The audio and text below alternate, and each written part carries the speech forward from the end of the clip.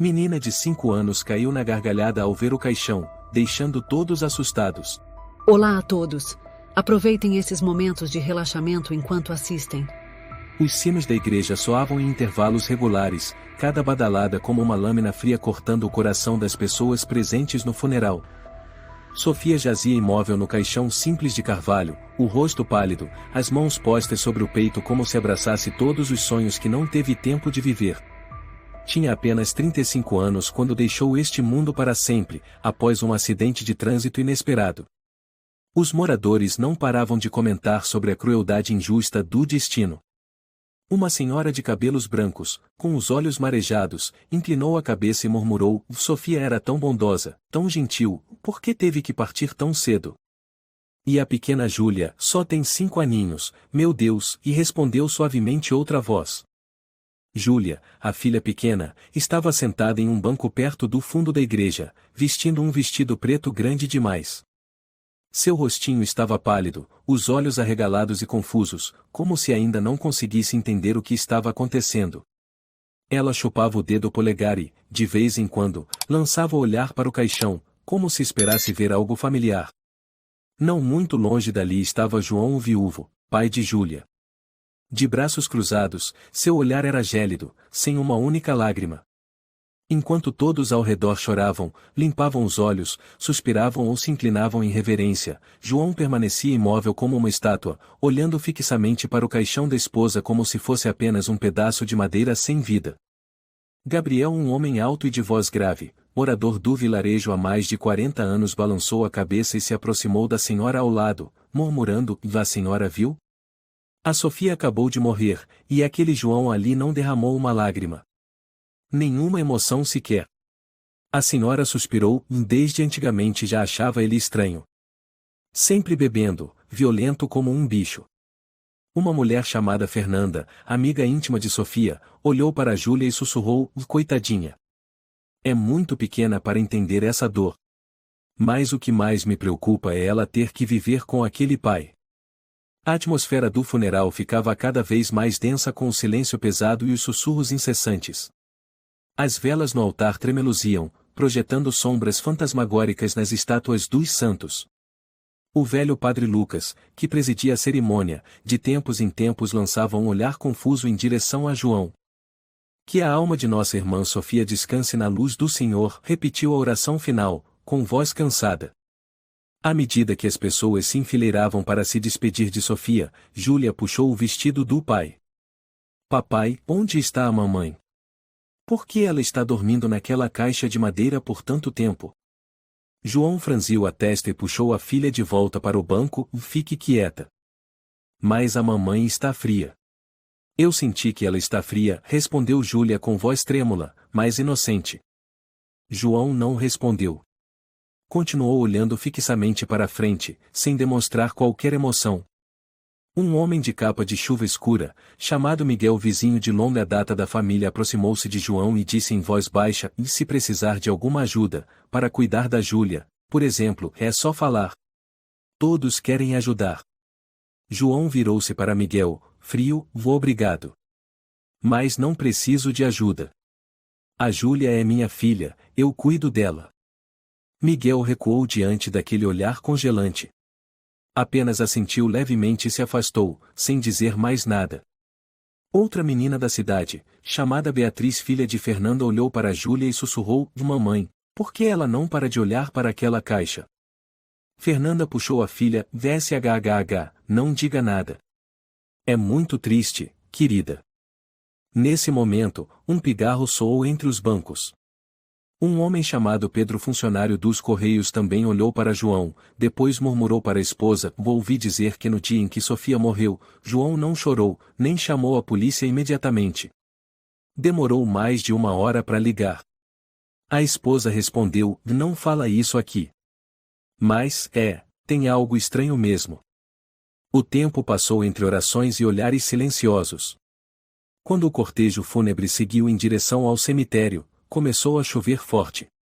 O barro dificultava os passos, os sapatos sujos de lama, os corações cada vez mais pesados. Júlia foi guiada pela mão de Fernanda, que tentava protegê-la com um guarda-chuva, mas a menina se soltava. Quero ir com a mamãe. A mamãe está ali. João ouviu, se aproximou e puxou bruscamente a filha da mão de Fernanda. Você não precisa fazer o meu papel. Fernanda se assustou, recuou e murmurou, só queria ajudar a menina. João não respondeu. Puxou Júlia direto para o local do sepultamento. A menina olhava para o céu, a chuva se misturando às lágrimas. Ninguém sabia dizer se ela chorava ou se era só a água que escorria em seu rostinho inocente. Gabriel se aproximou de Miguel e sussurrou, estranho, não é? Quando estava viva, Sofia às vezes dormia lá em casa quando João estava bêbado. Teve noite em que ele quebrou tudo na casa.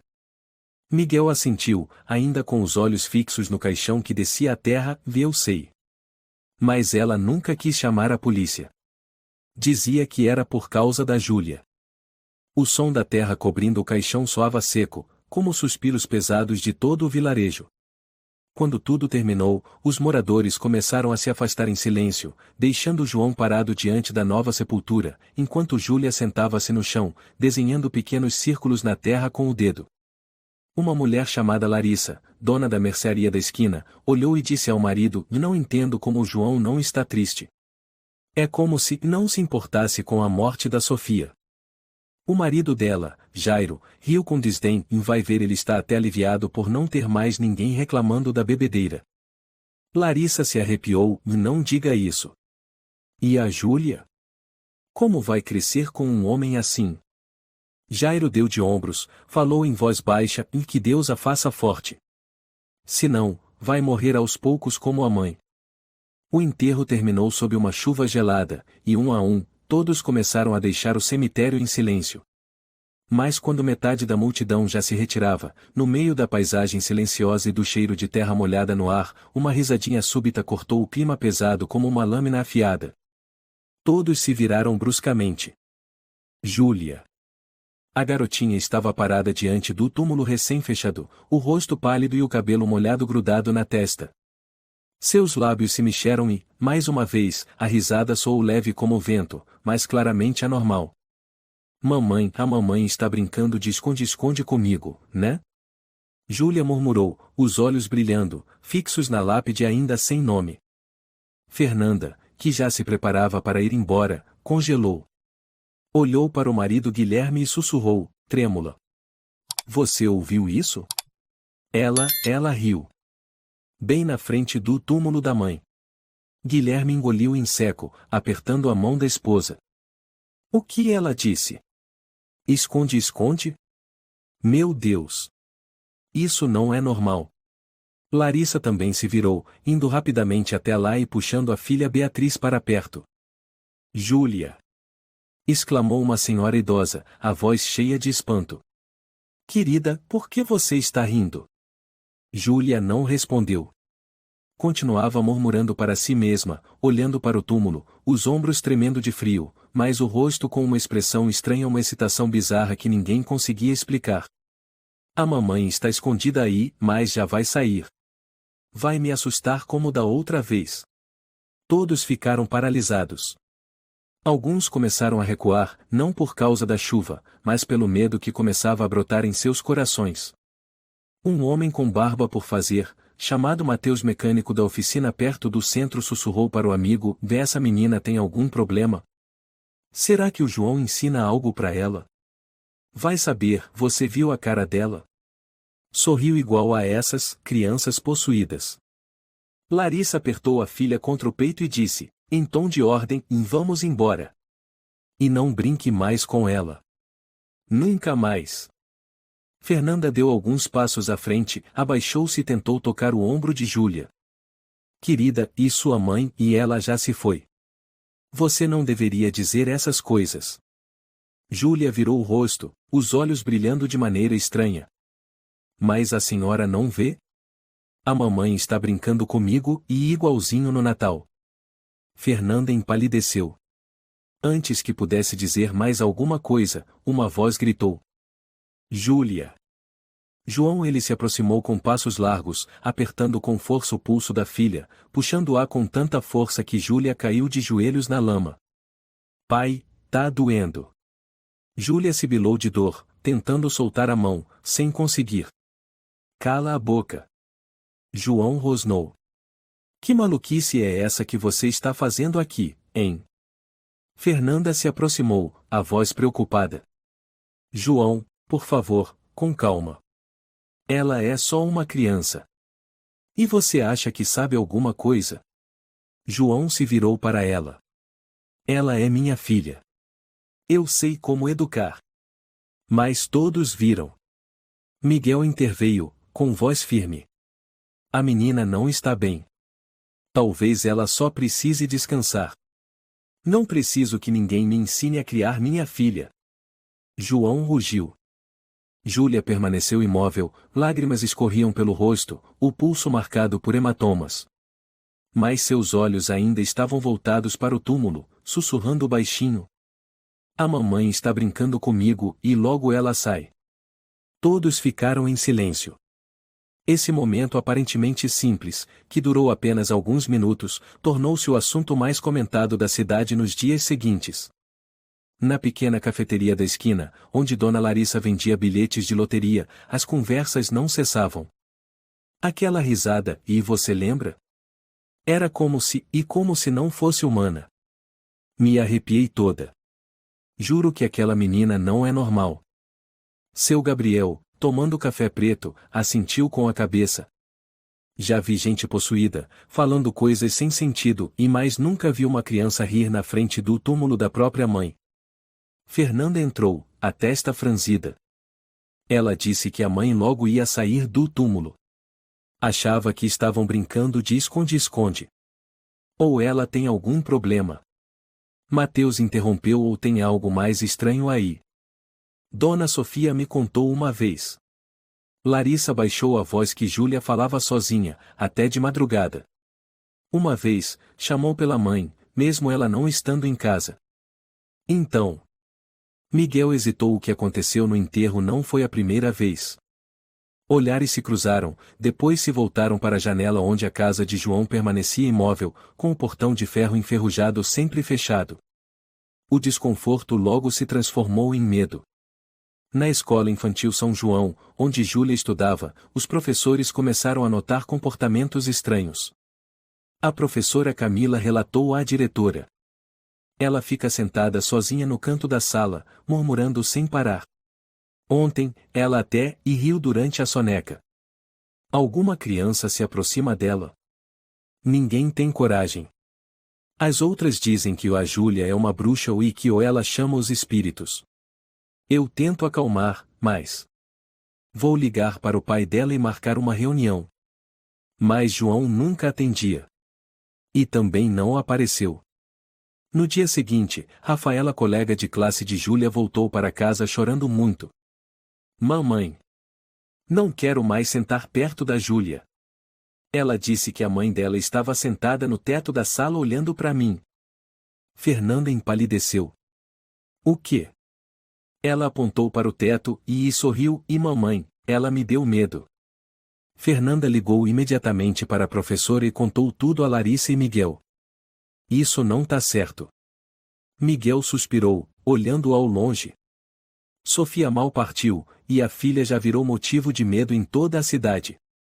Guilherme, o marido calado de Fernanda, concluiu. Se não fizermos algo, se não entendermos o que está acontecendo, um dia vai ser tarde demais. Enquanto isso, na velha casa no fim da ladeira, Júlia estava em seu quarto. Ela desenhava rabiscos sombrios em preto e espirais vermelhas intensas, com um caixão aberto no centro e 2 olhos espreitando de dentro. João estava do lado de fora, um cigarro apagando entre os dedos, os olhos vermelhos de tanto beber. Murmurava. Pequeno demônio, e você me fez perder tudo. Apenas alguns dias após aquele enterro estranho, o nome de Júlia tornou-se uma sombra sussurrada em todas as ruas de Santa Luzia.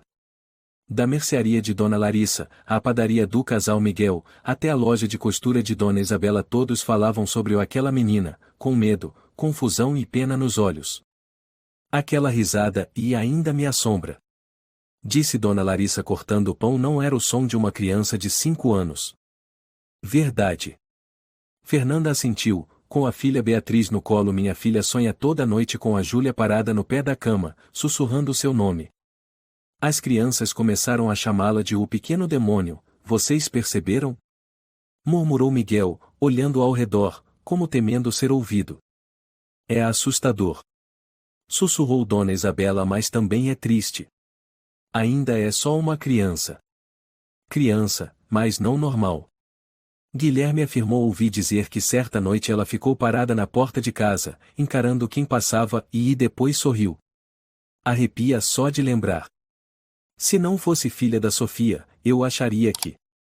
Larissa começou a falar, mas parou. Fernanda completou. Ninguém quer dizer, mas todos pensam o mesmo. O que começou como sussurros virou um medo generalizado. Os pais começaram a seguir uma regra silenciosa: manter distância de Júlia. No parquinho da Praça do Olival, onde as crianças se reuniam todas as tardes, a presença de Júlia virou motivo de olhares furtivos, misto de curiosidade e medo. Ela tá vindo. Sussurrou um menino, puxando a irmã para trás de uma árvore. A mamãe disse para não chegar perto dela. Ela chama os fantasmas. Disse outra criança. Júlia entrou no parque, segurando sua boneca velha chamada Camila, presente de aniversário de 4 anos dado pela mãe. O vento bagunçava seu cabelo, o vestido sujo de barro porque havia caído ao escalar a cerca. E só queria brincar no balanço, e murmurou, olhando para as crianças que se afastavam. Ninguém respondeu. Júlia voltou para casa em silêncio, os passinhos arrastados carregando uma tristeza sem nome. Assim que abriu a porta, a voz de João trovejou. De novo vagando por aí? Júlia congelou. Só queria ir brincar com os amigos. Amigos? João saiu da cozinha, atirando uma garrafa vazia no chão com um oclac. Ninguém quer brincar com você. Você é um monstro. Sabe que foi por sua culpa que sua mãe morreu? Júlia ficou em silêncio. Seus olhos baixaram. Se você não tivesse insistido em ir ao parque, e se não tivesse feito escândalo no carro, e a voz dele tremia, o rosto vermelho de álcool, sua mãe não teria dado a volta. Mas, e a mamãe não estava brava, e ela disse que ia dar a volta depois. Mentira. Você não sabe de nada. João gritou, e então deu um tapa forte. O tapa derrubou Júlia no chão, sua cabeça bateu na quina do sofá. Sua bochecha inchou imediatamente. Da próxima vez que sair sem permissão, eu te tranco nesse quarto. João rosnou, entrando no próprio quarto e batendo a porta com força. Júlia ficou imóvel. Não chorou. Apenas virou o rosto para a janela, os olhos vazios. Do lado de fora, a garoa caía novamente. No dia seguinte, ao chegar na escola, algo mais aconteceu e deixou a cidade em alvoroço. Durante a aula de desenho, Júlia pintou toda a folha com vermelho e preto, e deu o título ao desenho de Uma Mãe Está Lá Dentro. Professora Camila, aquela menina me dá arrepios. Sussurrou uma estagiária.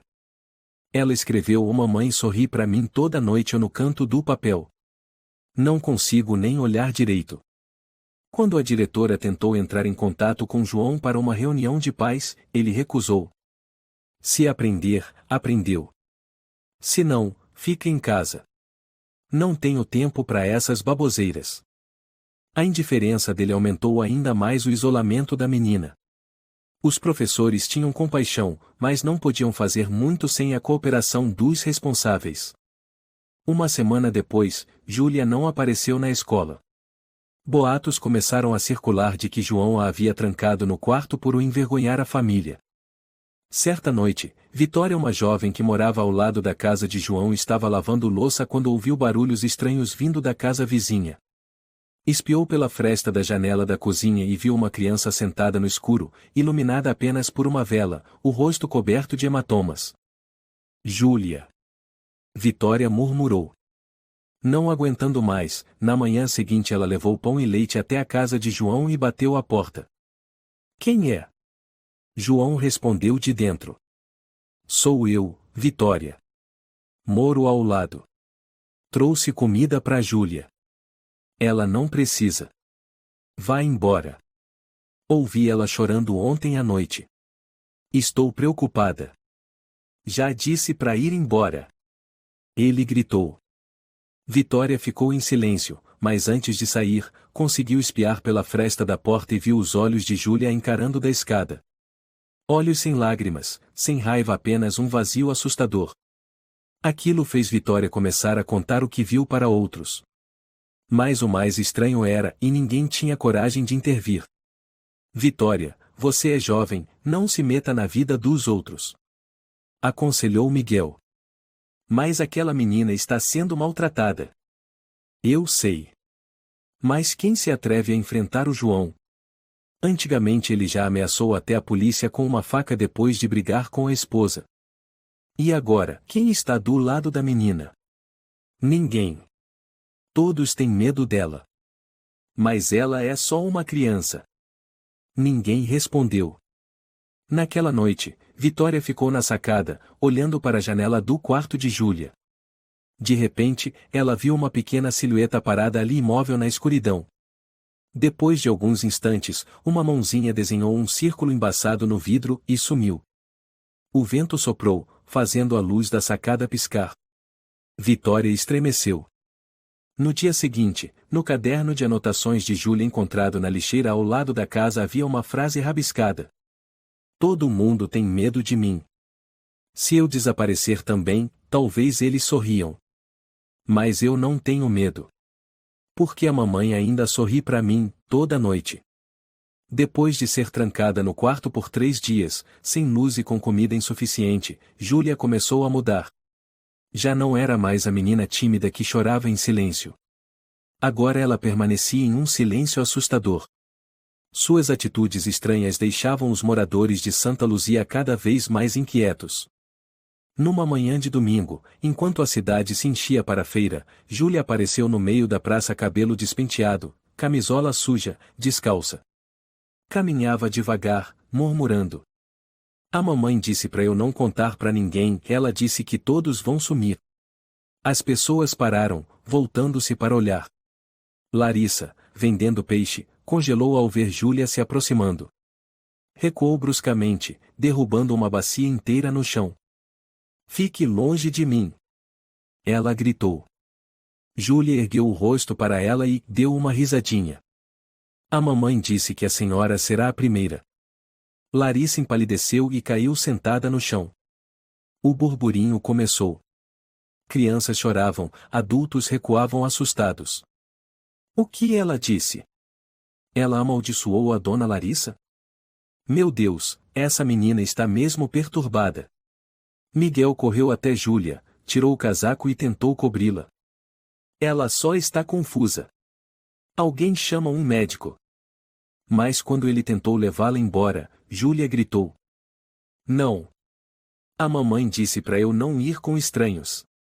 O senhor quer prender minha mãe de novo? Miguel ficou paralisado. Fernanda se aproximou, falando com doçura. Júlia, eu sou amiga da sua mãe, você se lembra de mim? Eu não vou machucar você. Júlia sussurrou. A mamãe disse que foi você quem chamou ela para ir à igreja naquele dia, se ela não tivesse ido, ela não teria morrido. Fernanda cambaleou, segurando-se num poste. Não, ela se lembra daquele dia? Alguém murmurou no meio da multidão. O que está acontecendo com essa criança? Como ela diz essas coisas? Ela é tão pequena. Será que tem alguém dentro dela? Nesse instante, João apareceu. Avançou, agarrou o braço de Júlia e rosnou. Você fugiu de novo. Quem deixou? Solta. Júlia gritou. Eu não quero voltar. Eu não quero ficar lá. Cale a boca. Vou te ensinar a obedecer. João puxou com força. A mamãe não vai perdoar você, ela tá vendo tudo, ela está bem atrás de você. Júlia berrou, olhando fixamente por trás dele. Todos se viraram. Não havia ninguém. Mas o ar ficou visivelmente mais frio. João congelou por um segundo, depois apertou ainda mais o braço da filha. Você tá louca. Quer enlouquecer a cidade inteira? Miguel tentou intervir. João, basta. Não faça isso em público. João gritou. Pra casa. Vai ficar trancada mais uma semana. Monstro. Júlia se debatia. Em seus olhos, todos ali eram inimigos, pessoas que abandonaram sua mãe, que a deixaram apanhar, que viraram as costas quando ela mais precisou. A menina gritou uma última frase. Todos vocês vão ser enterrados. Igual a mamãe. Ela me contou. O grito ressoou pela praça como um sino fúnebre aterrador. O ocorrido se espalhou pela cidade como fogo em palha seca. Larissa fechou sua loja cedo e ficou em casa por 3 dias com febre sem causa aparente. Beatriz, filha de Fernanda, teve febre alta naquela noite, sussurrando. A mãe da Júlia tá me olhando. Fernanda chorou em silêncio, vigiando a filha a noite toda, sentindo culpa. Meu Deus, será que fui injusta com aquela menina? Será que nosso medo feriu ela? Miguel estava pensativo na cafeteria. Precisamos fazer algo. Isso não pode continuar. Guilherme discordou. Fazer o quê? Chamar a polícia? Eles já vieram. João disse que ela só tem o sonambulismo leve. Ninguém pode intervir se ele não colaborar. E se a Júlia for realmente perigosa? Então temos que ajudá-la. Não abandoná-la. Seu Gabriel falou. A Sofia me disse uma vez que a Júlia dormia em pé. À noite, ela andava pela casa falando com alguém. A Sofia tinha tanto medo que espalhou crucifixos pela casa inteira. Então os sinais já existiam? Sim. Mas a Sofia escondeu. Ela só disse uma coisa: a Júlia vê mais do que nós conseguimos ver. A frase calou todos na mesa. Em outra tarde, Vitória estava limpando a casa quando ouviu leves batidas na janela. Ela levantou o rosto e olhou lá fora. Ninguém. Outra batida. Ela foi devagar até a janela. Ao puxar a cortina, um rosto apareceu. Júlia. Vitória se assustou, mas tentou manter a calma. Abriu a porta. Júlia? O que você está fazendo aqui? Júlia não respondeu. Segurava uma boneca sem cabeça. A mamãe não gosta que eu brinque com os outros. Mas acho que a senhora pode ser minha amiga. Claro que posso. Mas não pode me trair. Se contar algo pro meu pai, a mamãe vai saber. Não, eu prometo. Júlia se aproximou, colocou a boneca nas mãos de Vitória. Fica com ela.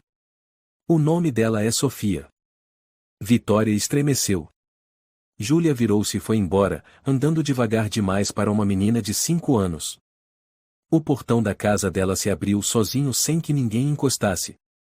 Naquela noite, Vitória ficou sentada, abraçando a boneca, completamente gelada. Ao levantar o tecido sob o vestido da boneca, encontrou um pequeno bilhete escondido. A caligrafia era tremida. Não tenha medo. A mamãe não vai machucar você se você cumprir a promessa.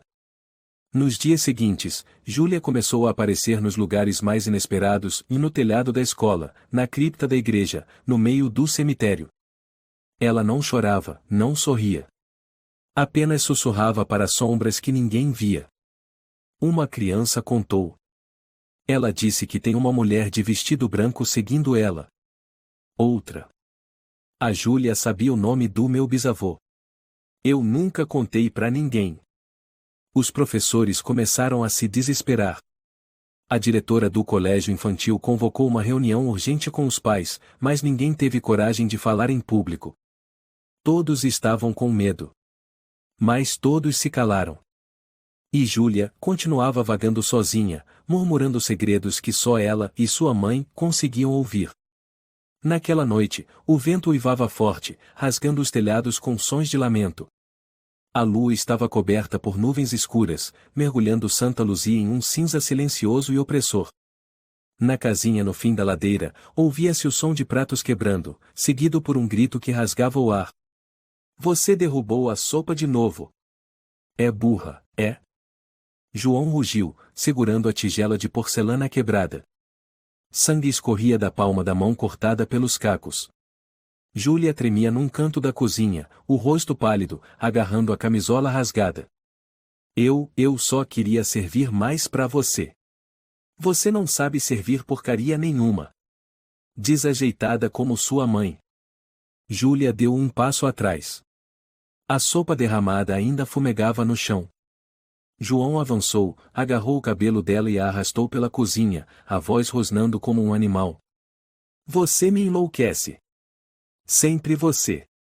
Sempre essa sua cara que me dá vontade de destruir. Júlia gritou de dor. Pai, por favor, me desculpa, me desculpa. Já é tarde. Ele a arremessou contra a parede. Júlia bateu a cabeça na quina da mesa, o sangue gotejando no piso. Quer ver sua mãe? Eu te mando direto pra ela. Júlia não chorou mais. Os olhos estavam vazios.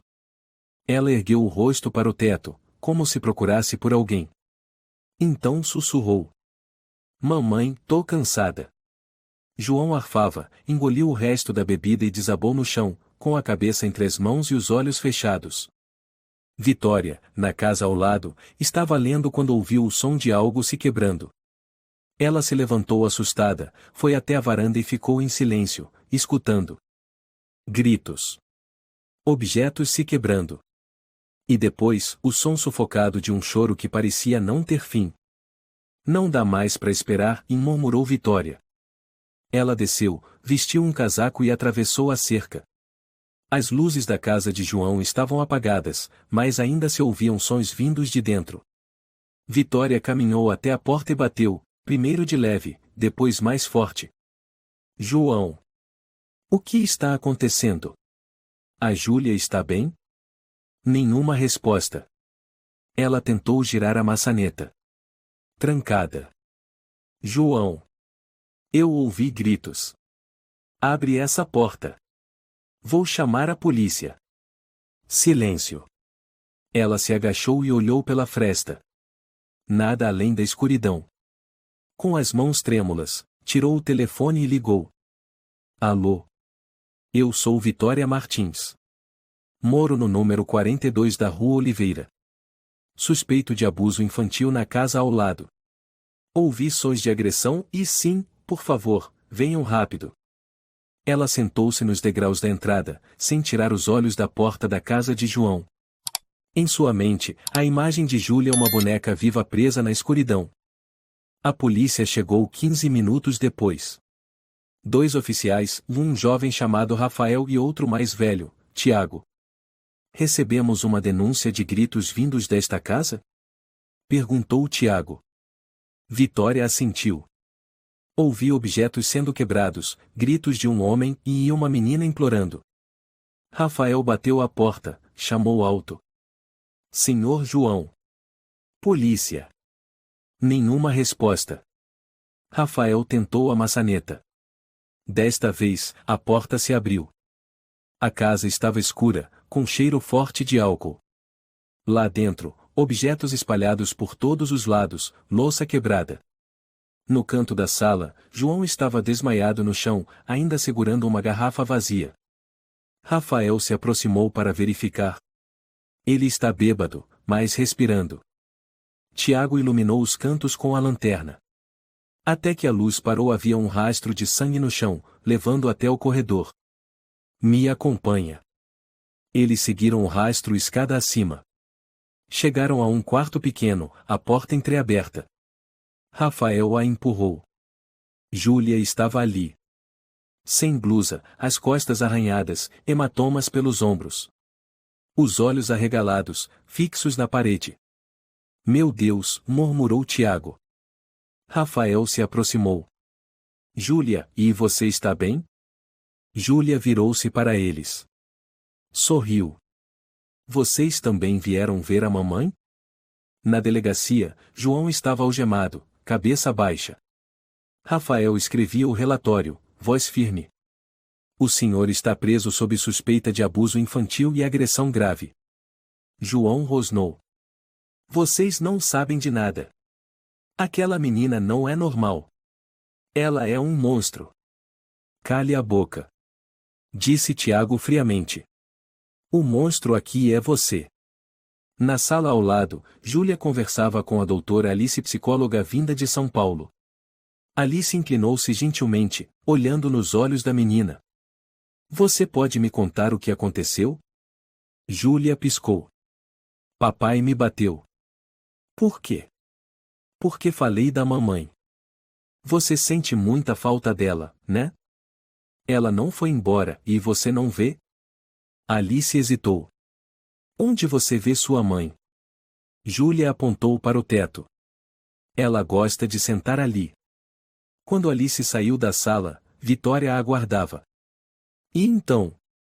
Alice pensativa. A menina sofreu um trauma muito profundo. Mas o mais impressionante é a maneira como ela reage à dor. Como assim? Em vez de medo ou pânico, e ela é serena. Como se tudo aquilo fosse inevitável.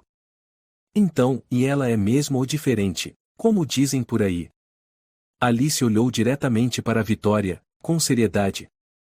Ainda não posso afirmar nada. Mas se não for tratada logo, a mente dessa menina pode ser destruída para sempre. Vitória apertou os punhos. Eu não vou deixar isso acontecer. No dia seguinte, o jornal local estampava em letras garrafais. Suspeita de abuso infantil abala a cidade. Pai é preso. Menina vivia em condições desumanas. A comunidade ficou em choque. Uns com remorso, outros temerosos. Fernanda sussurrou para Miguel. O que foi que fizemos? Deixamos o medo quase destruir uma criança. Larissa segurava a mão do marido, os olhos marejados. Não consigo dormir, o olhar dela para mim e como se estivesse perdoando. Miguel falou baixo. Perdoa, e mais não esquece. O consultório da doutora Alice ficava no segundo andar do centro médico da cidade. A luz atravessava as cortinas brancas, desenhando listras tortas sobre o assoalho antigo. O ambiente era pequeno e silencioso, cheirando levemente a óleo essencial de laranja, com uma estante repleta de livros de psicologia infantil. Júlia estava encolhida numa cadeira azul claro, balançando os pés. À sua frente, a doutora Alice, de aparência delicada, cabelo preso, rosto gentil e olhos pacientes. Ela não forçava, apenas sorria, permitindo que o silêncio passasse devagar. Quer desenhar? Alice perguntou suavemente. Tenho papel, lápis de cor, até giz de cera. Júlia olhou para ela sem responder, mas estendeu a mão para pegar a caixa de lápis. Escolheu o preto e começou a desenhar. Não era casa, nem flores, nem pessoas. Eram círculos sobrepostos, traços trêmulos, mas intencionais. No centro, uma figura solitária. Alice inclinou a cabeça para ver melhor. Quem é? Júlia não a olhou. Sussurrou. É a mamãe. Sua mãe costumava ficar sozinha? Ela não tem mais ninguém para brincar. No fundo da terra, é muito frio. Alice não anotou nada. Apenas se inclinou levemente para a frente. Quando você conversa com a mamãe? Quando o papai tá dormindo? Quando ninguém tá olhando? O que ela diz para você? Que eu não devo confiar nos adultos. Nem em mim. Júlia virou o rosto, os olhos encontraram os de Alice. Pela primeira vez, a menina sorriu. Mas não era um sorriso inocente. Era algo inquietante. Se você não for como o papai, a mamãe não vai ficar brava. Alice respirou fundo, assentiu. Então vamos ser amigas, combinado?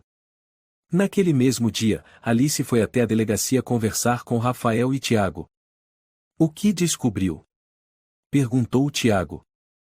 A menina não tem nenhum transtorno mental como pensam. Ela é inteligente, tem ótimos reflexos. Mas sua psique é complexa, camadas sobrepostas. Cada frase tem um peso. Rafael assentiu. Ele bateu nela por anos. E a cidade inteira escolheu se calar. Agora todos fingem arrependimento. O problema vai além do abuso. Alice disse, séria. Há algo mais. Júlia não reage como uma criança ferida. Ela se comporta como alguém que sabe que não será acreditada. Tiago franziu a testa. Quer dizer que a menina carrega medo. Mas não só do pai. Do mundo inteiro. Rafael folheou os arquivos. Já houve denúncias dos vizinhos Vitória, Fernanda, Miguel e mais foram ignoradas. João sempre dizia que a menina tinha os sonhos estranhos, que eu inventava coisas, e todos a aceitaram. Alice pegou o depoimento de Vitória. Aqui. Ela ouviu Júlia chamando pela mãe à noite. Ouvia risadas. No dia seguinte, viram Júlia sozinha na rua, falando sozinha. Pode ser trauma. Alice olhou Rafael nos olhos. Mas se fosse apenas trauma, como ela se lembra de detalhes tão exatos? Aquela frase sobre Fernanda ou foi a senhora que chamou a mamãe para missa naquele dia ou me arrepiou. Tiago assentiu. Ninguém sabia disso. Só os adultos. Rafael fechou o dossiê. Então, e existe a possibilidade de ela ter testemunhado a morte da mãe? Ou de saber a verdadeira causa? Naquela noite, Alice decidiu ir à antiga casa de Sofia onde Júlia morava com a mãe e João antes do acidente. Não contou a ninguém, apenas pediu a chave à polícia para verificar as condições de moradia. A casa ficava na periferia da cidade, cercada por um jardim tomado pelo mato. A porta rangeu ao abrir, e o cheiro de mofo invadiu o ar. Ela ligou a lanterna e olhou ao redor.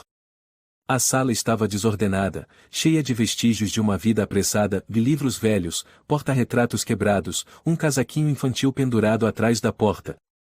Subiu as escadas até o quarto de Júlia. O cômodo era pequeno, com pintura azul clara, mas as paredes estavam todas rabiscadas. Alguns desenhos de pessoas, outros escritos tortos, como se fossem feitos com a mão esquerda. Eu vejo a mamãe quando fecho os olhos. A mamãe está atrás do espelho. Não conte pro papai. Ele vai enterrar a mamãe de novo. Alice se arrepiou. Abriu a gaveta. Dentro, um caderno velho, capa rasgada. Ela o folheou. Primeira página. Hoje a mamãe chorou.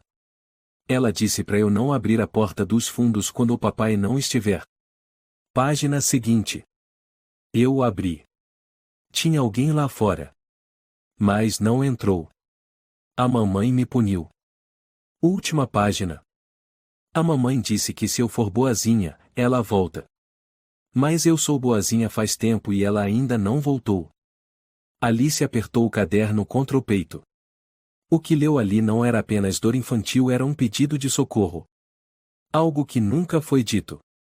Na manhã seguinte, a praça estava mais cheia do que o habitual. O jornal da cidade havia publicado um artigo de um jornalista independente com o título Monstro ou Vítima Abandonada? A verdadeira história de Júlia. Fernanda tremia segurando o jornal.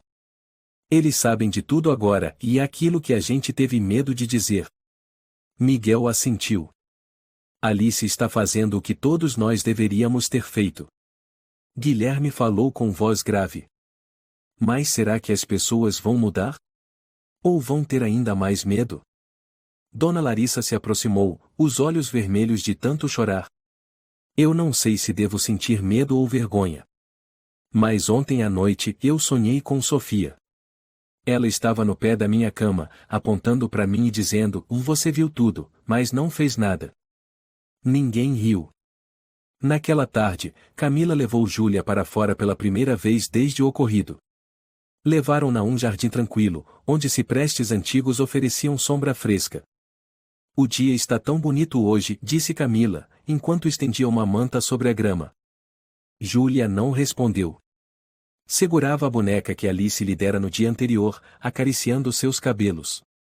Alice a observou, então perguntou: Você sente medo quando as pessoas te olham como se fosse um monstro?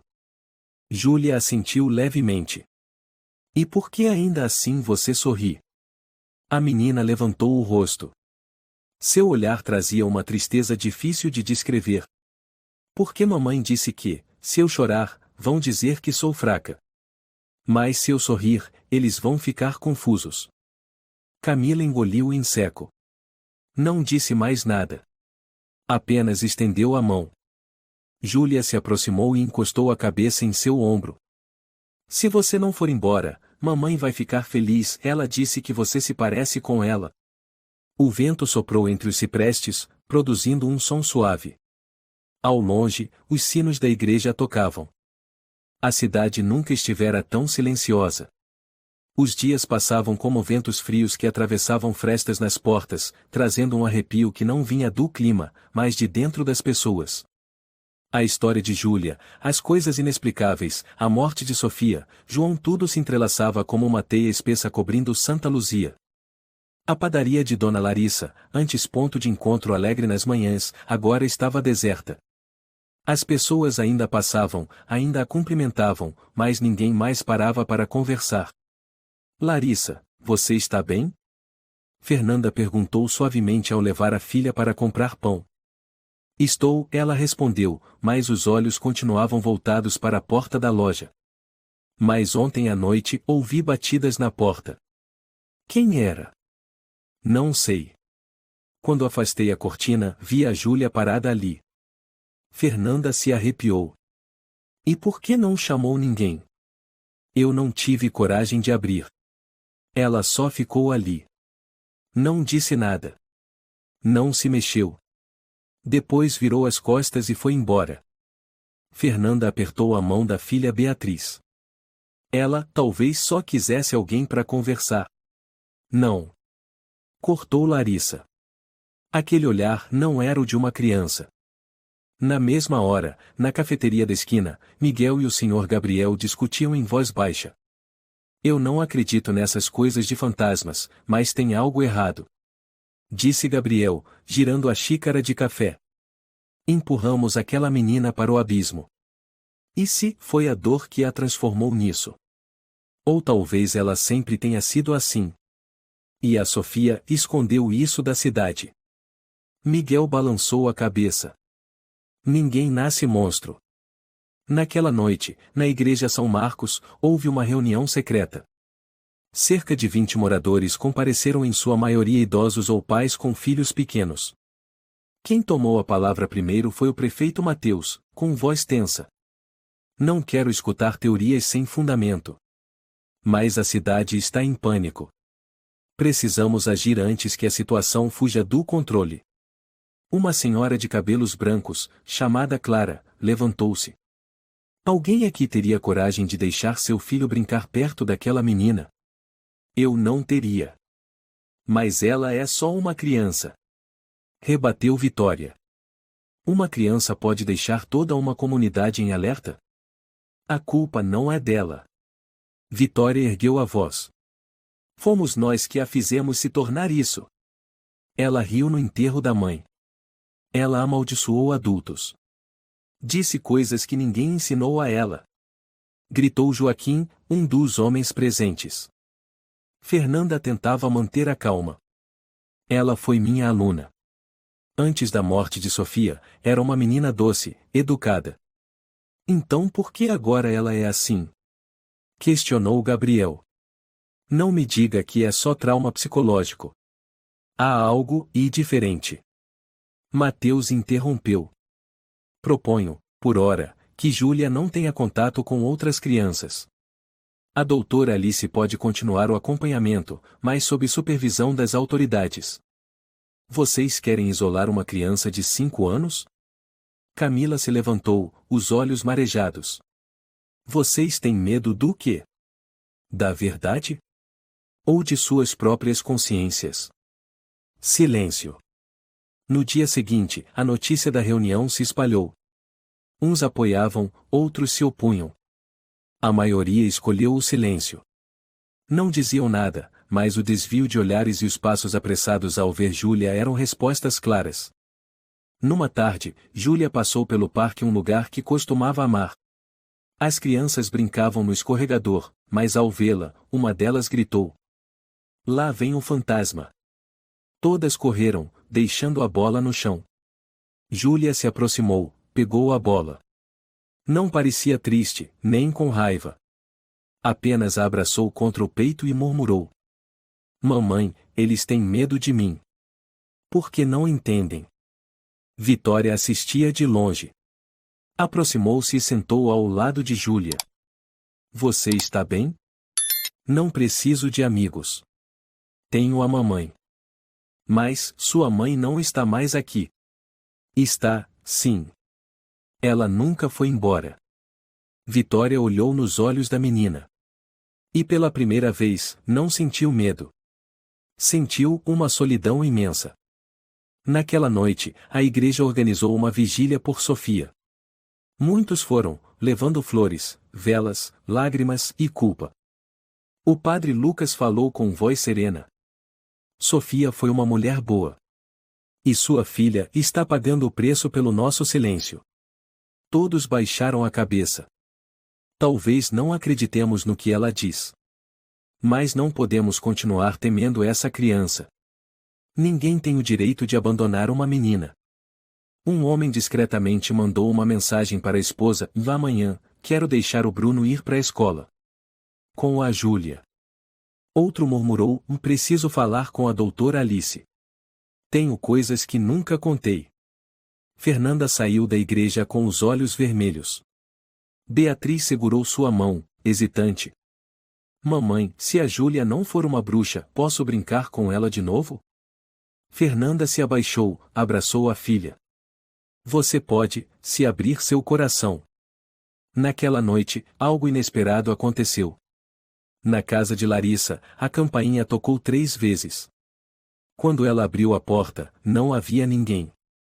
Mas aos seus pés, havia um embrulho de pano.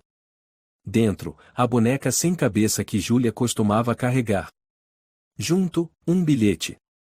Eu não estou brava com a senhora. Mamãe disse que perdoar é algo que só os fortes conseguem fazer. Larissa afundou na poltrona, com as mãos no peito. E chorou. Não de medo, mas de arrependimento. Na manhã seguinte, um fenômeno diferente se espalhou pela cidade e nas portas de casas com crianças, apareceram desenhos de sóis feitos por elas, com a frase: Júlia também é nossa amiga. Alice caminhava pela rua e não conseguiu conter a emoção. Vitória, Fernanda, Miguel e até o Sr. Gabriel pararam e assentiram em silêncio uns para os outros. Talvez ninguém ainda compreendesse toda a verdade sobre Júlia. Mas estavam começando a mudar do medo para a empatia, da exclusão para a responsabilidade.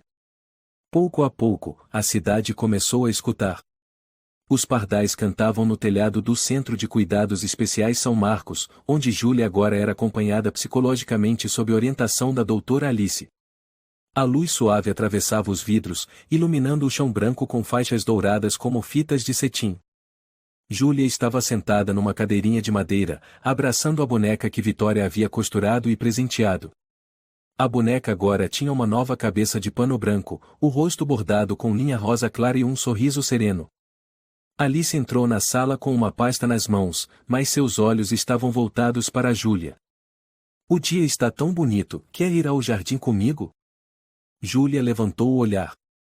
Os olhos grandes já não tinham o mesmo peso sombrio, mas ainda carregavam uma leve timidez. A mamãe vai estar lá fora? Alice sorriu e sentou-se ao lado dela. Talvez, se você quiser que ela esteja. Júlia olhou para fora, onde fileiras de flores lilazes balançavam ao vento. A mamãe disse que, se eu não tiver mais medo, ela vai ficar mais tranquila. Então hoje, que tal sermos um pouquinho mais corajosas? A menina assentiu.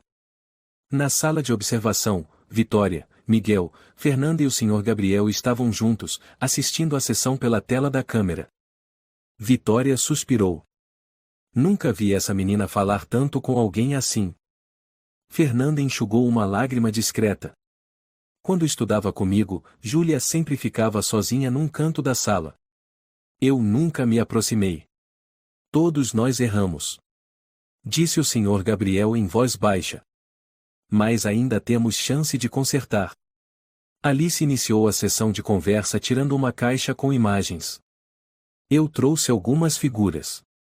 Veja se tem alguma que te faça sentir próxima, tá? Júlia passou os olhos por cada uma praia, um parque, um violão, uma casa, uma igreja até parar na imagem de um caixão coberto por um lençol branco. Ela estendeu a mão e tocou a borda da foto. Essa é, quando a mamãe dormia. Alice assentiu suavemente. Isso mesmo. Naquele dia, você sorriu. Foi porque achava que sua mãe estava se escondendo, como no jogo de esconde-esconde. Júlia sorriu de leve. Ela fazia isso muito. Às vezes atrás do sofá, às vezes no armário. Dizia que eu precisava ser esperta para achá-la. E no funeral, você achou que ela estava brincando de novo? Sim. Esperei muito, achei que ela só ia aparecer depois que todo mundo fosse embora. Alice anotou algumas linhas no caderno. Você sabe que sua mãe não está mais aqui, não é? Júlia baixou os olhos. Eu sei. Mas, não quero acreditar. Quando imagino que ela ainda está lá, me sinto melhor. Alice colocou a mão no ombro da menina. Esse é um jeito muito especial que você criou para lidar com a dor. Mas também é o que assusta os outros, porque eles não entendem. Eles dizem que eu sou bruxa. Monstro. Fantasma. Eles estão errados. Só não têm coragem de ouvir. Júlia levantou o olhar, os olhos levemente avermelhados. Eu já gritei. Já ri. Já desenhei coisas estranhas. Só queria que eles olhassem para mim. Me ouvissem. Acreditassem que eu estou machucada. Alice engoliu em seco. Disse baixinho. Hoje eu te ouvi. Eu acredito em você. E me desculpa por ter chegado tão tarde. Naquela tarde, na delegacia de Santa Luzia, João estava sentado na cela, com as mãos algemadas, cabeça baixa. Já não era o homem agressivo do dia da prisão. A barba crescida, as olheiras profundas. Rafael entrou, colocou um dossiê sobre a mesa. O senhor será formalmente acusado de diversos crimes, abuso infantil, ameaça à vida, maus-tratos prolongados. Não há mais onde se esconder. João não levantou a cabeça. Vocês não entendem, ela não era uma criança normal. Rafael respondeu frio. Não. Quem não era normal era o senhor. Um homem que usava os punhos no lugar das palavras, e a dor para silenciar a verdade. João murmurou. Ela me deixava louco. Via a Sofia, via coisas que ninguém via. Isso se chama culpa. E foi o senhor que criou. Sofia pediu ajuda. Pediu aos vizinhos. Mas tinha medo. Morreu com medo. João ficou em silêncio. As lágrimas começaram a cair. Pela primeira vez. Eu nunca soube ser pai. Ninguém é obrigado a ser pai. Mas se escolheu ser, não pode machucar. Principalmente quem não pode se defender. João desabou em choro. No Centro São Marcos, uma reunião foi convocada entre a doutora Alice e representantes da comunidade. Vitória, Fernanda, Miguel, o prefeito Mateus e alguns moradores estavam presentes. Mateus abriu a reunião. Queremos ouvir a avaliação oficial da doutora Alice sobre o estado de Júlia. Camila levantou-se, com firmeza na voz. Júlia não tem distúrbios mentais. Ela é vítima de uma sequência longa de traumas e isolamento. Todos os comportamentos que chamamos de o estranho só são pedidos de socorro. Mateus assentiu. Então, o próximo passo? A menina precisa de um ambiente cheio de amor. Um lar seguro. E o mais importante, a aceitação da comunidade. Vitória se levantou. Eu gostaria, se for possível, de me oferecer como guardiã temporária. Fernanda se adiantou. E eu posso ajudar com os estudos. A Beatriz, ela escreveu uma carta pedindo desculpas a Júlia. Mateus estava visivelmente comovido. Nunca vi esta cidade mudar tão rápido assim. Miguel sorriu. Porque, pela primeira vez, tivemos coragem de olhar para nós mesmos. Naquela tarde, Camila sentou-se com Júlia sob o cipreste de sempre. Tirou do bolso um envelope. Aqui está a carta da Beatriz. Júlia abriu, lendo linha por linha. Desculpa por te chamar de bruxa. Eu tive medo porque não entendia. Mas agora eu entendo. Se você quiser, queria ser sua amiga. Eu também desenhei um sol como o seu. Júlia sorriu. Um brilho leve surgiu em seu rosto, o primeiro em muito tempo. Posso ver ela? Claro. Mas só se você quiser. Eu quero. Acho que mamãe vai ficar feliz se eu tiver uma amiga de verdade. Camila assentiu. Tenho certeza disso. Naquele dia, o céu estava limpo. As nuvens deslizavam lentas sobre os telhados vermelhos da cidade, como se nunca tivesse passado uma tempestade por ali. Mas quem viveu a tempestade chamada Júlia sabia que aquela paz era conquistada fruto de um despertar coletivo. Nos fundos do centro de acolhimento, Júlia estava sentada diante de uma mesinha, com o lábio franzido e lápis de cor na mão. Ao seu lado, Beatriz, a menina que um dia a chamou de "o bruxo", agora olhava curiosa e cochichava. Você tá desenhando sua mãe? Júlia assentiu. Sim. Ela está sentada embaixo daquele cipreste. A Camila disse que se eu pensar nela com memórias bonitas, ela não vai mais sentir frio. Beatriz piscou. Eu nunca perdi ninguém. Mas se perdesse a minha mãe, acho que morreria de tristeza. No começo, eu achava que tinha morrido também. Mas agora, acho que a mamãe só foi para um lugar muito longe. Beatriz pegou um lápis amarelo e coloriu um pedaço do desenho da amiga. Aqui. Isso é o sol. Para sua mãe ficar mais quentinha. Júlia olhou para Beatriz e sorriu. Esse sorriso fez Alice, que observava de longe, se emocionar. Era um sorriso de verdade, da idade dela, sem sombra alguma. No mesmo dia, no Tribunal de Justiça de São Paulo, aconteceu o julgamento de João. Sessão fechada, com apenas alguns membros da imprensa, policiais, advogados, doutora Alice e Vitória como testemunhas. João entrou cabisbaixo, algemado, o uniforme folgado acentuando sua aparência derrotada. Sem olhar furioso, sem gritos. Apenas um homem quebrado e com medo. O juiz falou. Senhor João Ferreira, o senhor é acusado pelos crimes de abuso infantil, ameaça à vida, tortura contra familiar e obstrução a serviços de saúde. Tem algo a dizer antes da sentença? João respondeu com voz rouca, levantando o olhar. Os olhos fundos, quase cavernosos. Eu perdi tudo, minha esposa, minha filha, meu sentido de existir. Mas não vou me defender. Sei que não mereço. Atrás dele, Alice apertou a mão de Vitória. Esta sussurrou. Se ele estiver arrependido mesmo, talvez a Júlia encontre um pouco mais de paz. A sentença foi dada em 15 anos de prisão, sem direito a qualquer contato com Júlia por toda a vida. Ao fim da audiência, João foi escoltado para fora. Num instante breve, virou a cabeça na direção de Alice. Diga a ela que eu sinto muito. Camila não respondeu. Mas dentro de si, sabia, e aquele pedido de desculpa não apagava a dor. Mas talvez fosse um encerramento necessário. 3 semanas depois, a praça central da cidade estava mais cheia do que nunca. Um evento inédito, o Festival O Pequeno Sol, organizado pela Escola Infantil São João, com o lema "Todo mundo merece ser amado mais uma vez". Faixas com desenhos feitos por Júlia e Beatriz decoravam o portão. O gramado da praça estava enfeitado com flores. As crianças corriam, colando figuras de sóis nas roupas das pessoas sem se importar com quem havia sido chamado de o monstro, ou de o vítima.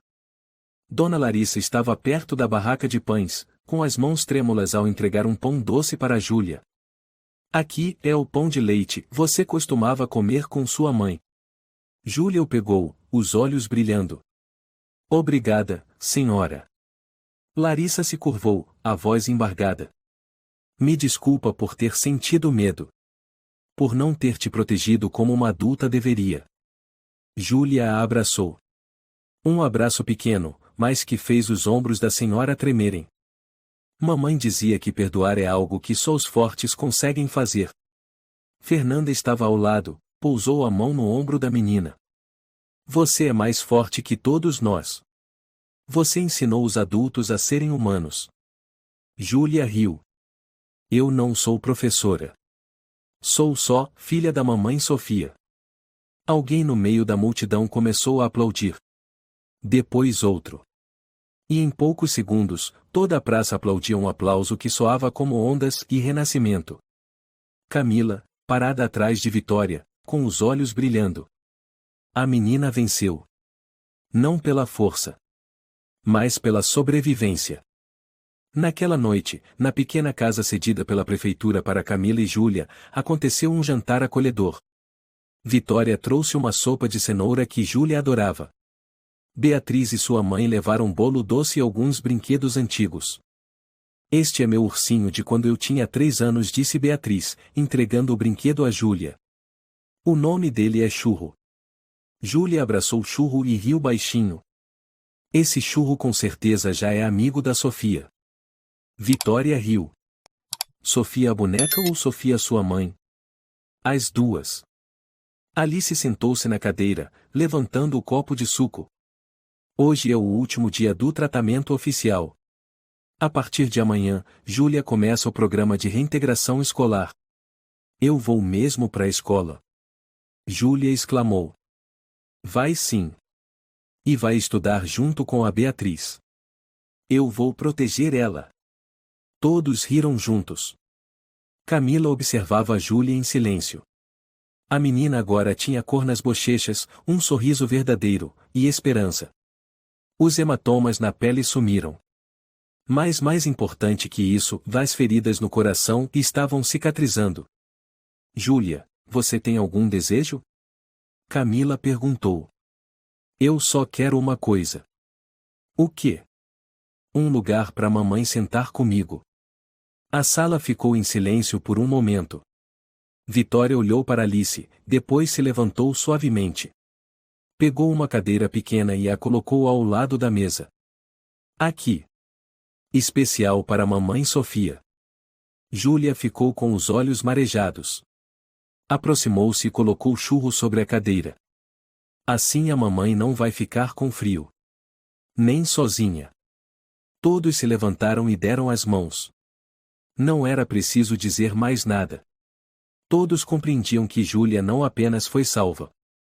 Ela também se tornou quem devolveu o amor a toda a cidade. Naquela noite, no teto do quarto, a luz amarela refletia adesivos de pequenos sóis. Júlia deitou-se abraçada a Churro e sussurrou. Mamãe, hoje eu não sonhei com você. Mas eu sei que você ainda está aqui. O vento soprou pela janela entreaberta.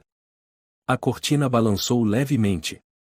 Como um carinho suave vindo de um lugar distante. Júlia fechou os olhos, e adormeceu. Pela primeira vez, em verdadeira paz. A história de Júlia nos ensina uma lição profunda sobre empatia, compaixão e responsabilidade comunitária. Nenhuma criança deve ser tratada como um monstro só porque expressa sua dor de forma diferente. Quando a sociedade silencia diante da injustiça e do sofrimento, a vítima é empurrada cada vez mais para o abismo. Mas basta uma pessoa disposta a escutar, um abraço estendido, e a escuridão pode recuar. O amor não salva apenas uma vida, ele cura uma comunidade inteira. Se você gostou desta história, convidamos você a dar um like e se inscrever em nosso canal. Seu apoio nos motiva a continuar trazendo histórias comoventes quase todos os dias. Estamos muito agradecidos pelo seu apoio. Até breve.